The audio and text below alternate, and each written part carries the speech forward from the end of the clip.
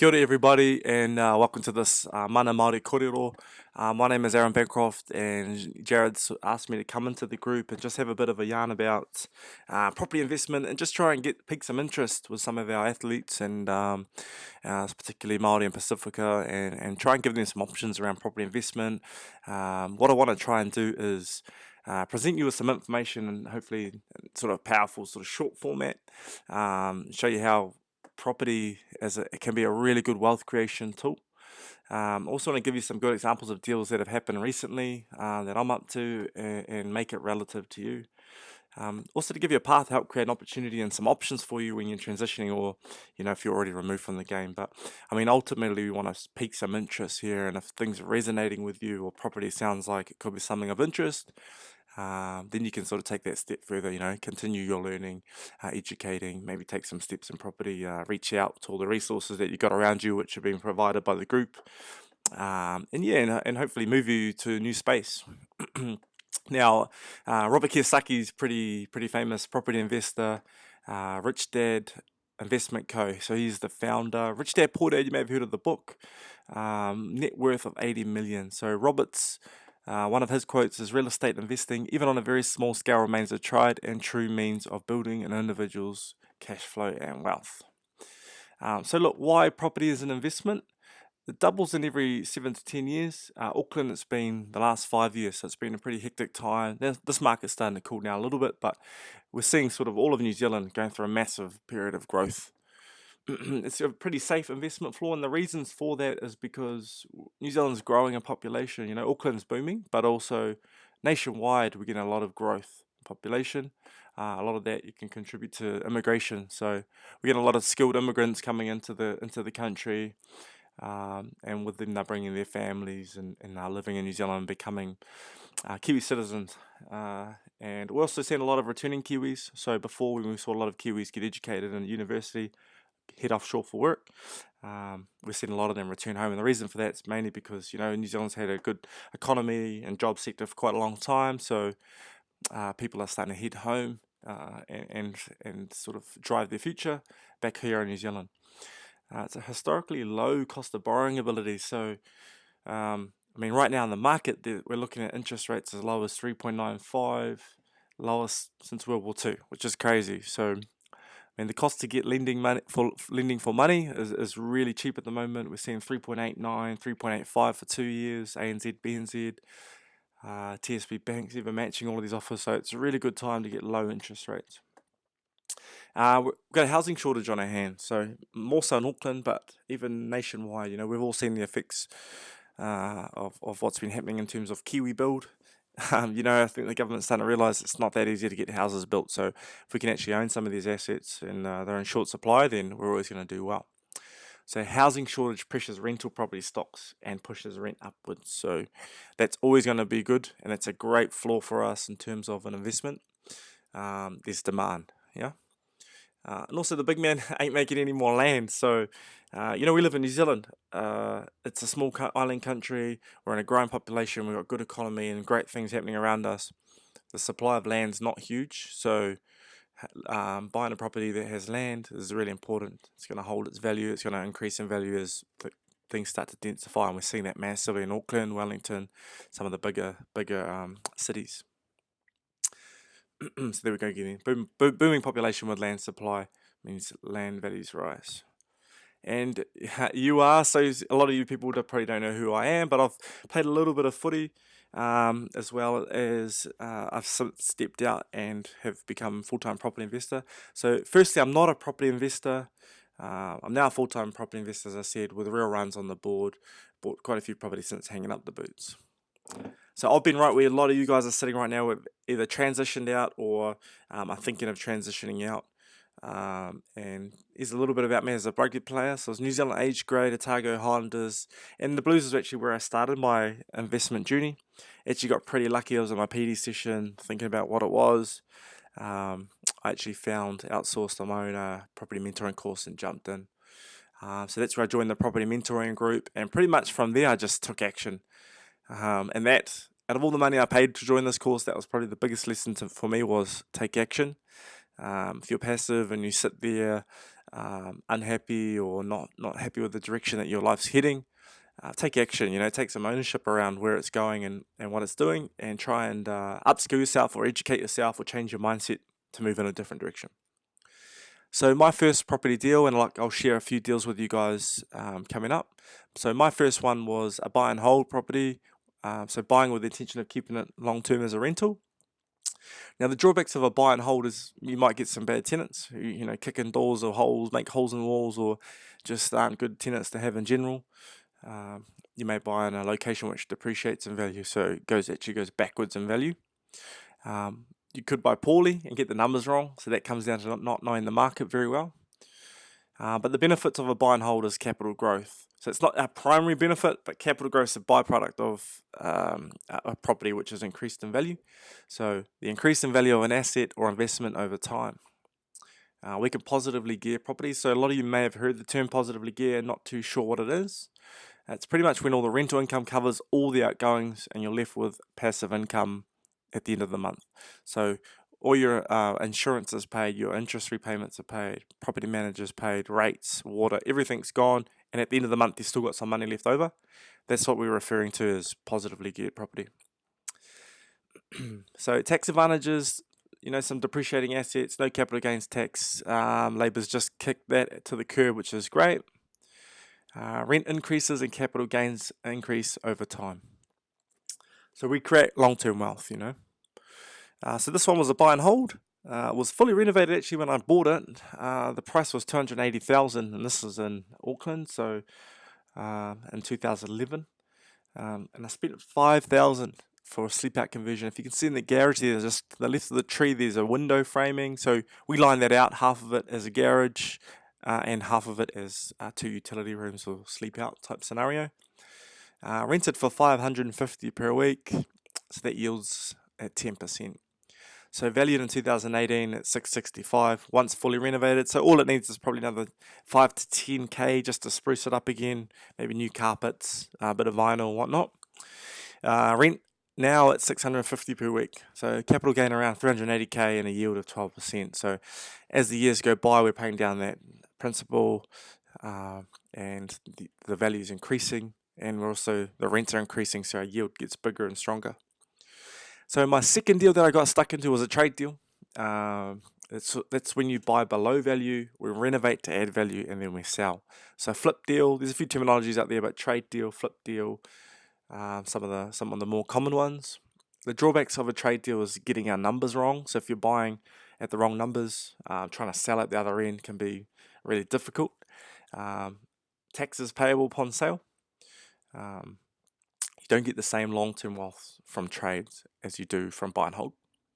So the benefits of trade deals is the pretty quick turnaround and quick cash return. If you get the numbers right, you can make some pretty good money in a very short amount of time.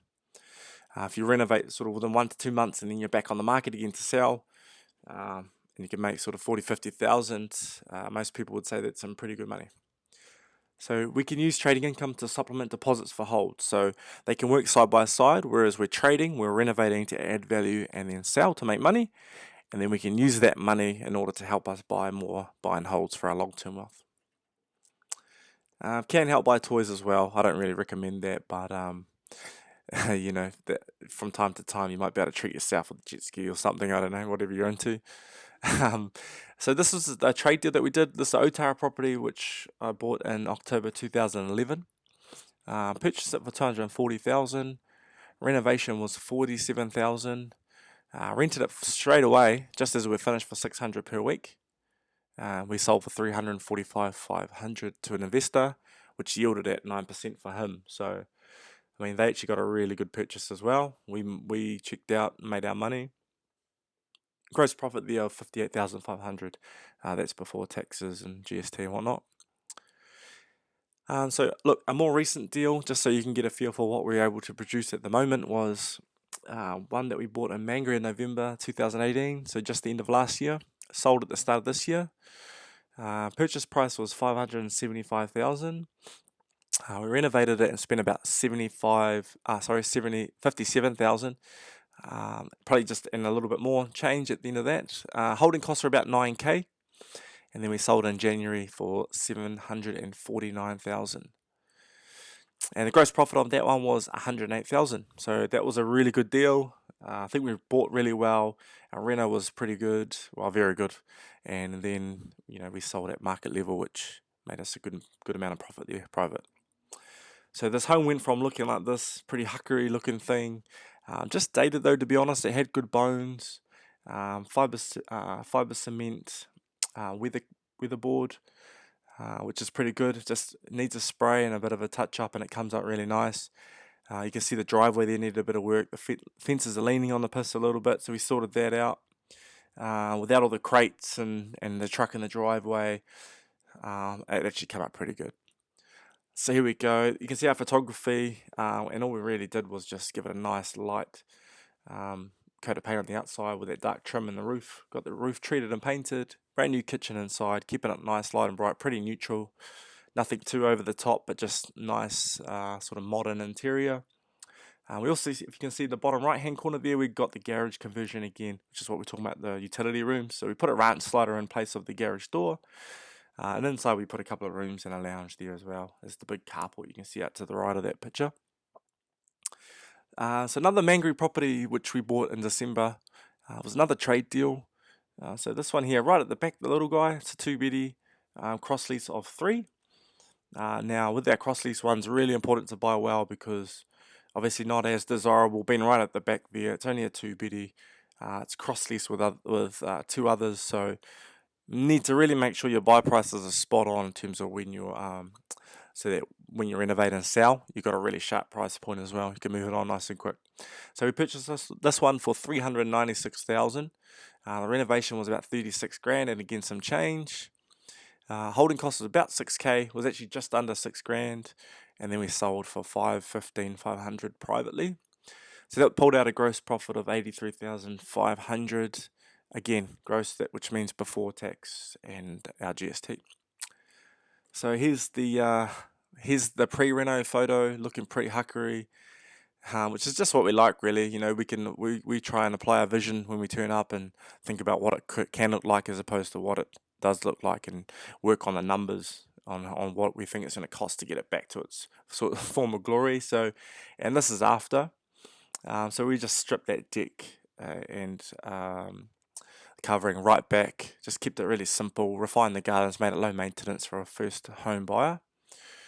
Kitchen there, again, that was gone. We gutted that whole lot out and just, sorry about the picture quality as well, but we just went with very similar to what you saw in the previous one. Nice, light and bright, very neutral inside, just appeals to the widest market. This was the lounge, which attaches to the kitchen there to the right, and bang, just carpet, paint, new light fittings, switches, vinyl, new curtains, tidied right up. And here's the outside. So, if you're starting to think about property investment and how it might be a tool for you in order to create, that new direction, or give you some financial safety, how can you make some moves? So, property investing options that are available to you at the moment is, first of all, I would suggest just learn the market, really educate and delve deep into what your marketplace is doing.